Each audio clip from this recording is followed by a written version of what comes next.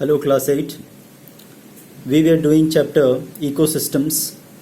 Until now we have completed all the biotic components of an ecosystem. Today onwards we will start from abiotic components of ecosystem. Non-living things in the environment are called its abiotic components. Abiotic components include air, water, soil, and climatic factors such as sunlight, temperature, humidity, and wind. Each of these has a specific influence on the life processes of various organisms. Non-living things environment में जितने भी पाए जाते हैं उसे abiotic components कहा जाता है. Abiotic components में आ जाता है air, water, soil और climatic factors जैसे sunlight, temperature, humidity और wind. इन सब का अलग अलग ऑर्गेनिजम्स में अलग अलग तरह के प्रभाव फेंकता है और इनके प्रभाव में उनके जीवन शैली में बदलाव आती है. ये हम लोग अभी पढ़ेंगे. Air. All living organisms on earth need air to live. Green plants use carbon dioxide from the air to make food and give us oxygen. This oxygen is used by living organisms for respiration. जितने भी जीवित प्राणी हैं इस धरती के ऊपर सभी को एयर चाहिए जिंदा रहने के लिए. ग्रीन प्लांट्स फोटोसिंथेसिस प्रोसेस में जब कार्बन डाइऑक्साइड, वाटर, सनलाइट इन सब के मदद से वो फूड बनाता है तो oxygen as a by product भी वो प्रोड्यूस करता है. यही ऑक्सीजन सभी जीवित प्राणी लिविंग ऑर्गेनिजम्स उसे रेस्पिरेशन के समय ग्रहण करते हैं और जीवित रहते हैं. Gases in the atmosphere are cycled. Thus, there is a balance of gases in the air. Unfortunately, human beings are disturbing this balance by their activities. Deforestation and excessive burning of fossil fuels cause an increase in carbon dioxide in the atmosphere. The nitrogen present in the air is converted to nitrates in the soil by microorganisms. These nitrates are then used by the plants. Air helps in regulating the temperature on the earth. It absorbs excess solar heat and does not let the days get too hot. It also prevents the heat of the earth to escape, thus protecting us from freezing nights. Atmosphere में जो gases हैं वो निरंतर cycle होते रहती हैं. हम लोग ऑक्सीजन लेते हैं, वहीं प्लांट्स कार्बन डाइऑक्साइड लेते हैं. तो इस तरह से हम लोगों का छोड़ा हुआ कार्बन डाइऑक्साइड प्लांट्स एक्सेप्ट करता है और प्लांट्स जो ऑक्सीजन लिबरेट करती है वो हम लोग रेस्पिरेशन में यूज़ करते हैं. इसके अलावा और भी बहुत सारे गैसेस हैं जो कंटिन्यूस अपने साइकिल को मेंटेन करते हैं. ये ज़मीन में नाइट्रोजन जो है वो मिक्स होता है जो प्लांट्स यूज़ करती है फूड बनाने में, फिर वापस ये एयर में लिबरेट होता है. यहाँ पर एटमॉस्फेरिक नाइट्रोजन का ज़मीन में मिलना और ज़मीन से नाइट्रोजन नाइट्राइट्स के रूप में फिर वापस नाइट्रोजन गैस बनना, यहाँ बैक्टीरिया कुछ काम करते हैं. जो बैक्टीरिया एटमॉस्फेरिक नाइट्रोजन से इसे नाइट्रेट्स ऑफ द सॉइल में कन्वर्ट करते हैं. वो एक अलग तरह के बैक्टीरिया हैं जो नाइट्रीफाइंग बैक्टीरिया कहलाते हैं. वहीं कुछ ऐसे बैक्टीरिया हैं जो ज़मीन के नाइट्रेट्स को एटमॉस्फेरिक नाइट्रोजन में कन्वर्ट करवाते हैं, वो डीनाइट्रीफाइंग बैक्टीरिया है. तो बैक्टीरिया अपने अपने रोल के आधार पर यहाँ पर गैसेस के साइकिल में भी हेल्प करते हैं. तो जो गैसेस साइकिल मेंटेन करती है एटमॉस्फेयर में, इस तरह से उनका बैलेंस बना रहता है. और ह्यूमन बींग्स जो हैं अपने एक्टिविटीज़ से आज ये बैलेंस को नष्ट कर रहे हैं. जगह जगह पर वो फॉरेस्ट को काट रहे हैं जिसके वजह से जो गैसेस का बैलेंस है वो बिगड़ रहा है. डिफॉरेस्टेशन और एक्सेसिव फॉसिल फ्यूल्स के बर्निंग करने की वजह से कार्बन डाइऑक्साइड का लेवल एटमॉस्फेयर में बढ़ता जा रहा है. नाइट्रोजन जो है वो सॉइल में कम मिल पा रहा है जिसके वजह से प्लांट्स को जितने मात्रा में नाइट्रोजन चाहिए उसे फूड और अपने साइकिल को कंप्लीट करने के लिए वो नहीं हो पा रहा है. तो ये सब चीज़ें जो है वो एक ड्रॉबैक हैं. वहीं एयर जो है वो एटमॉस्फेयर में न सिर्फ एयर हमें ब्रीदिंग और रेस्पिरेशन में ही मदद करता है बल्कि हमारे अर्थ का जो टेम्परेचर है उसे रेगुलेट करने में भी हेल्प करता है. बहुत ज़्यादा जो हीट है वो होने नहीं दिया जाता, क्योंकि एयर जो है वो एक जगह से दूसरी जगह सर्कुलेट होता रहता है। सर्कुलेशन के वजह से जो हीट है वो एक जगह पर कहीं पर बहुत अधिक मात्रा में नहीं होकर ये उस जगह को बहुत ज़्यादा हॉट नहीं करती है। और इसी तरह से अर्थ जो रेडिएशन से हीट रिलीज करती है, उस हीट को भी वो एयर इधर से उधर एक जगह से दूसरी जगह उसे सर्कुलेट करके हमारे डेज और नाइट दोनों को टेम्परेचर को अर्थ का कंट्रोल करती है। Water is extremely important for all living organisms. All metabolic activities such as digestion, excretion, and circulation occur with water as the medium. Green plants need water to prepare food. Water is also the main constituent of all living organisms. For example, the human body consists of 60 to 70% of water by weight. The amount of water and rainfall in a region affects the kind of plants and animals found there. For example, desert regions where there is scarcity of water have less vegetation, whereas the Western Ghats and Assam that receive heavy rainfall have dense evergreen forest. Water in rivers, lakes, ponds, and oceans is also home to many living organisms. पानी बहुत ही important एक resource है जीवित प्राणियों के लिए. अर्थ पे अगर वाटर है तो ही लाइफ पॉसिबल है. जितने भी तरह के मेटाबॉलिक एक्टिविटीज़ हमारे शरीर के अंदर या लिविंग ऑर्गेनिज्म के अंदर होता है, जैसे डाइजेशन, एक्सक्रीशन, सर्कुलेशन, ये सब में वाटर एक मीडियम का रोल प्ले करती है, जिसके वजह से ये काम हो पाता है शरीर के अंदर. ग्रीन प्लांट्स को भी पानी चाहिए जैसे कि वो फूड प्रिपेयर कर सके. तो वाटर एक मेन कॉन्स्टिट्यूएंट है लिविंग ऑर्गेनिज्म का. लगभग ह्यूमन बॉडी का 60 to 70% वेट जो है वो वाटर के वजह से है. अमाउंट ऑफ वाटर और रेनफॉल किसी भी एक पर्टिकुलर एरिया के प्लांट और एनिमल को अफेक्ट करती है.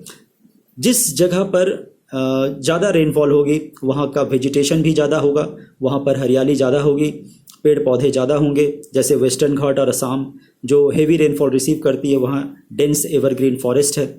वहीं पर जो डेजर्ट रीजन्स है वहाँ पर रेनफॉल और वाटर की कंटेंट बहुत कम है, जिसके वजह से वहाँ वेजिटेशन भी बहुत कम पाया जाता है. इसके अलावा जितने भी वाटर बॉडीज़ हैं जैसे रिवर, लेक, पॉन्ड, ओशियन, सी, इन सब में एक्वाटिक मैराइन एनिमल्स पाए जाते हैं. तो एक्वाटिक एनिमल्स का ये घर है, तो साथ ही साथ ये भी एक फैक्टर है.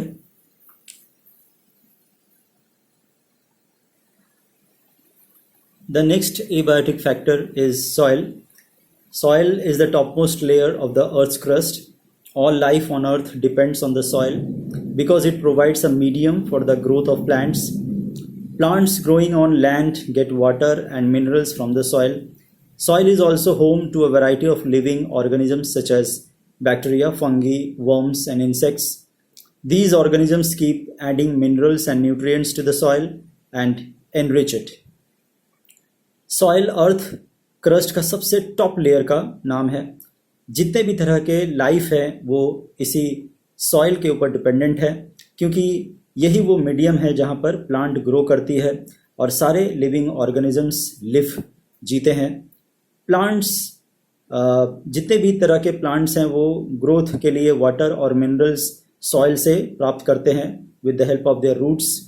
सॉइल इसके साथ साथ बहुत सारे different kinds of living organisms का घर भी है, जैसे बैक्टीरिया, फंगी, वर्म्स और इंसेक्ट्स का.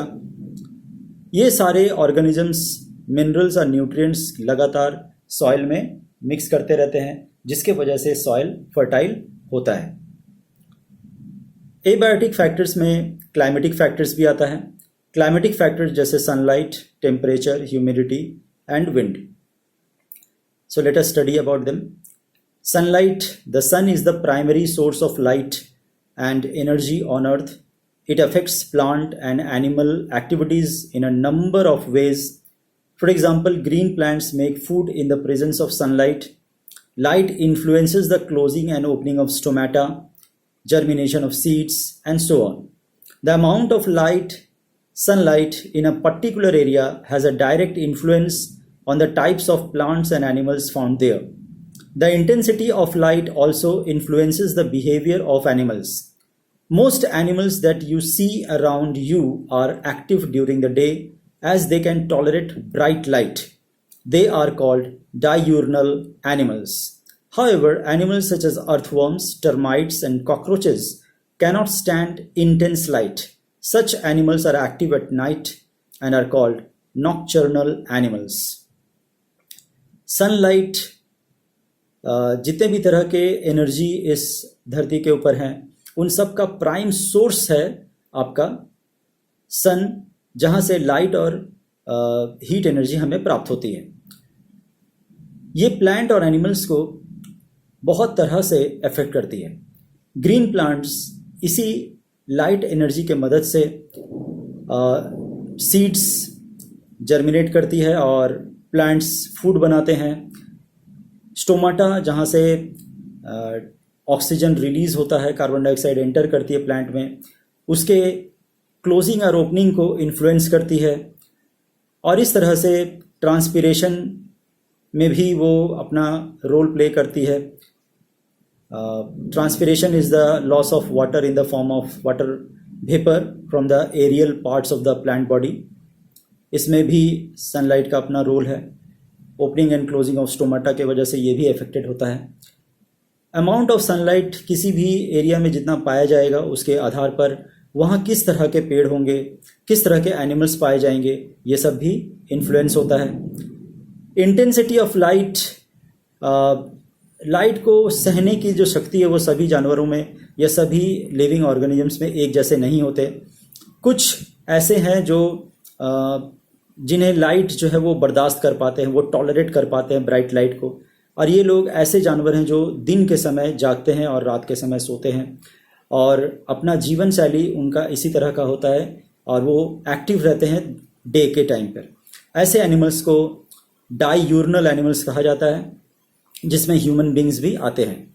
पर कुछ ऐसे ऑर्गेनिजम्स हैं जो लाइट के इंटेंसिटी को बर्दाश्त नहीं कर पाते और लाइट से दूर रहते हैं. ये लाइट को बर्दाश्त नहीं कर पाने की वजह से ये रात के समय एक्टिव रहते हैं और दिन के समय ये स्लीपिंग मोड में रहते हैं. ऐसे ऑर्गेनिजम्स को नॉकचर्नल एनिमल्स बोलते हैं, जैसे जितने भी तरह के अर्थवर्म्स, टर्माइट्स, कॉकरोचेस, जो रात के समय ही वो एक्टिव रहते हैं और दिन के समय वो बेसिकली वो इनएक्टिव रहते हैं. Second climatic factor is temperature. Living organisms can generally survive temperatures between 0 degree Celsius and 50 degrees Celsius. Most of them have a specific range of temperature in which they can live comfortably.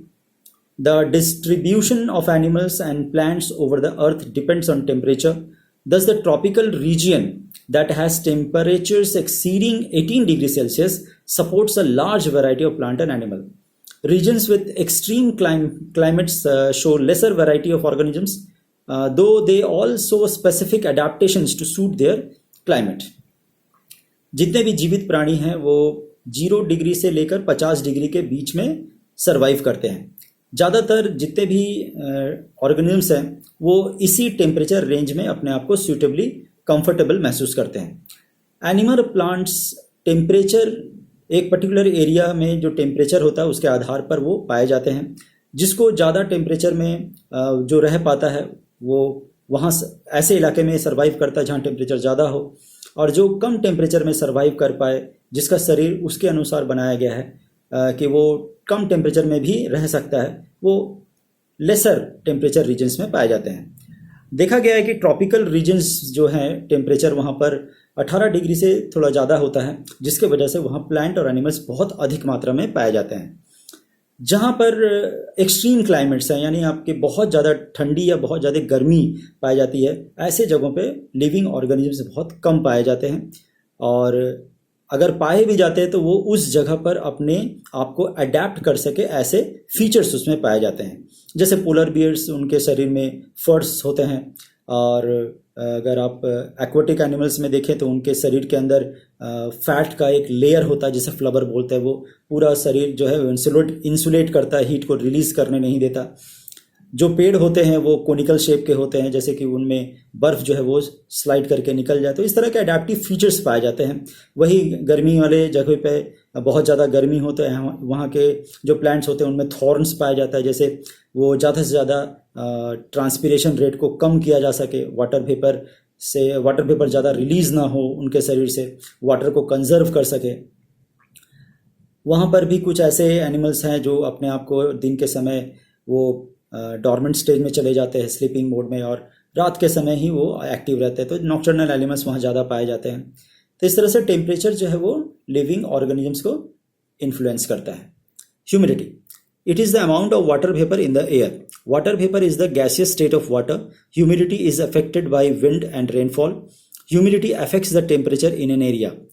High humidity reduces the rate of evaporation of water. Humidity है atmosphere में कितना water vapour पाया जाता है उसी को humidity कहा जाता है। So humidity actually is the amount of water vapour present in an atmosphere और air in a geographical area. अब अगर वाटर वेपर ज़्यादा है तो हम लोग बोलेंगे कि इस जगह का ह्यूमिडिटी हाई है। अगर वाटर वेपर एटमॉस्फेयर में कम है तो बोलेंगे कि यहाँ का ह्यूमिडिटी कम है। तो जनरली जब बहुत गर्मी पड़ती है तो ऐसे कंडीशन में वाटर वेपर कम होते हैं तो ह्यूमिडिटी कम हो जाती है। वहीं रेनफॉल जैसे होने के बाद वहाँ पर ह्यूमिडिटी रेट बढ़ जाती है। तो वाटर वेपर गैसेस स्टेट में एटमॉस्फेयर में पाए जाने की वजह से विंड, रेनफॉल ये सब भी अफेक्टेड होता है। ह्यूमिडिटी पर्टिकुलर जिस एरिया में ज़्यादा हो वहाँ पर देखा जाता है कि वहाँ इवापोरेशन का रेट जो है वाटर का वो कम हो जाता है, क्योंकि ऑलरेडी पहले से ही वाटर वेपर एयर में पाए जाने की वजह से इवापोरेशन कम होता है, रेट ऑफ इवापोरेशन घट जाती है। तो ऐसे कंडीशन में कपड़े जल्दी सूखते नहीं हैं, डैम्प और वेट कंडीशंस रहते हैं, जैसा कि रेनी सीजन में आपको महसूस होता है। Next climatic factor is wind. The movement of air is called wind. It helps in the pollination of flowers and dispersal of seeds and fruits. Pulses and grains dry up faster when there is wind. The evaporation of sweat is faster when there is a breeze blowing. This makes us feel cooler. Wind also helps in dispersing pollution. When smoke and other pollutants are not dispersed due to the lack of wind, they form smog in the atmosphere. Wind also plays major role in the distribution of rainfall over a region. Air के movement को wind कहा जाता है। अगर ये mildly blow कर रहा है तो ये ब्रीज है, वायलेंटली अगर ब्लो करे तो ये टॉर्नेडो, साइक्लोन्स इस तरह का शक्ल ले लेता है। So sometimes it is beneficial, sometimes it is very harmful, can lead to loss of property and life. So here we are talking about the gentle wind, that is breeze. Pollination में जो pollen grains को एक फूल से दूसरे फूल को transfer करना या particularly एक पर्टिकुलर प्लांट से दूसरे प्लांट के फूल में पॉलन ग्रेन्स को ट्रांसफ़र करना, इसमें विंड अपना एक रोल प्ले करती है पॉलिनेशन में। इस तरह से सीड्स और फ्रूट्स के डिस्पर्सल में भी विंड का अपना रोल है। पल्सेस और ग्रेन्स जो हैं वो बहुत जल्दी विंड अगर ब्लो कर रही है तो वो बहुत तेज़ी के साथ ड्राई हो जाते हैं, सूखते हैं। इवापोरेशन रेट जो है वो स्वेट का वो बढ़ जाता है, जिससे आपको कूल महसूस होता है। अगर आप गर्मी में बहुत पसीना में अगर आप पंखे के नीचे बैठ जाएं तो देखेंगे आप थोड़ी देर में आपको कूल महसूस होगा, क्योंकि वो स्वेट जो है वो इवापोरेट होता है। जितने तेज़ी के साथ उतना कूलिंग इफेक्ट देता है। तो ठीक इसी तरह से विंड अगर स्वेटिंग हो रहा है, इवापोरेशन हो रहा है, तो उसमें वो विंड जो है वो कूलिंग इफेक्ट देता है बाय इवापोरेशन ऑफ स्वेट। इसके अलावा विंड जो है वो पॉल्यूशन को डिस्पर्स करने में भी हेल्प करती है। स्मोक, धुआं, पॉल्यूशन के जितने भी पार्टिकल्स हैं उसे वो एक जगह से दूसरी जगह स्कैटर कर देने की वजह से पॉल्यूशन जो है वहाँ कम महसूस होता है। पर अगर विंड ऐसा ना कर पाए तो स्मोक जो है वो वाटर वेपर के साथ मिक्स होकर एक डेंस स्मोक का रूप लेता है, जिसे स्मॉग कहा जाता है, जिससे विजिबिलिटी जो है वो कम हो जाती है। आई जो है वो इचिंग करने लगता है, और साथ ही साथ it can be dangerous for vehicles to run in such a condition, accidents हो सकते हैं। तो विंड जो है वो पर्टिकुलरली इस तरह से बहुत सारे मेजर फैक्टर्स डील करती है, क्लाइमेटिक फैक्टर्स। और मेजर रोल इसका एक और है जहाँ पर ये विंड रेनफॉल के डिस्ट्रीब्यूशन में भी मदद करती है। जैसा कि आप देखेंगे कि वेस्टर्न घाट और ईस्टर्न घाट में पर्टिकुलरली जो रेनफॉल है वो वेस्टर्न घाट में ज़्यादा है, ईस्टर्न घाट्स में कम, क्योंकि वेस्टर्न घाट्स में जो माउंटेन एरियाज़ है वहाँ पर विंड जो है वो क्लाउड्स को स्ट्राइक करवा के वहाँ रेनफॉल करवाते हैं। So wind can also led to the distribution of rainfall. तो इस तरह से क्लाइमेटिक फैक्टर्स और abiotic factors of the environment आज हम लोग ख़त्म कर रहे हैं। अगले दिन हम लोग फिर कल्चरल कंपोनेंट से पढ़ेंगे। Thank you.